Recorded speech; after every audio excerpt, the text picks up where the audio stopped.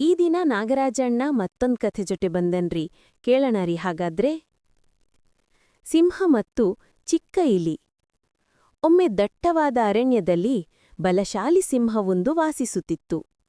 ಇಡೀ ಅರಣ್ಯವೇ ಅದರ ಗರ್ಜನೆಗೆ ನಡುಗುತ್ತಿತ್ತು. ಒಂದು ದಿನ ಸಿಂಹವು ಮಲಗಿದ್ದಾಗ ಒಂದು ಚಿಕ್ಕ ಇಲಿ ಅದರ ಕಾಲಿನ ಮೇಲೆ ಹಾರಿ ಓಡತೊಡಗಿತು. ಕೋಪಗೊಂಡ ಸಿಂಹವು ಅದನ್ನು ತನ್ನ ಪಂಜದಲ್ಲಿ ಹಿಡಿದುಕೊಂಡಿತು. ನನ್ನನ್ನು ಬಿಡು, ಮಹಾನ ಸಿಂಹನೇ, ನಾನು ಚಿಕ್ಕದಾಗಿದ್ದರೂ ಒಮ್ಮೆ ನಿನಗೆ ಸಹಾಯ ಮಾಡಬಹುದು ಎಂದು ಇಲಿ ಬೇಡಿಕೊಂಡಿತು.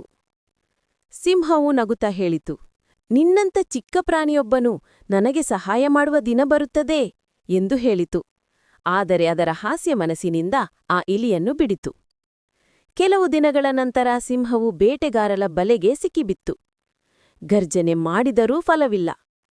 ಅದೇ ಸಮಯದಲ್ಲಿ ಎಲ್ಲೋದಿಂದ ಆ ಚಿಕ್ಕ ಇಲಿ ಬಂದಿತು. ಅದು ತನ್ನ ಸಣ್ಣ ಹಲ್ಲುಗಳಿಂದ ಬಲೆಯ ದಾರವನ್ನು ಕಚ್ಚಿ ಕತ್ತರಿಸಿತು. ಕೆಲವೇ ಕ್ಷಣಗಳಲ್ಲಿ ಸಿಂಹ ಮುಕ್ತವಾಯಿತು. ಸಿಂಹವು ಕುಳಿತುಕೊಂಡು ಹೇಳಿತು, ನನ್ನನ್ನು ಉಳಿಸಿದುದು ನೀನೇ. ಈಗ ನನಗೆ ಅರ್ಥವಾಯಿತು, ಚಿಕ್ಕವರನ್ನೂ ಕಡಿಮೆ ಅಂದಾಜು ಮಾಡಬಾರದು. ಇಲಿ ಹಾಸಿನಗಿತು. ಎಲ್ಲರೂ ದೊಡ್ಡ ಕೆಲಸ ಮಾಡಬಹುದು ಸಿಂಹನೇ.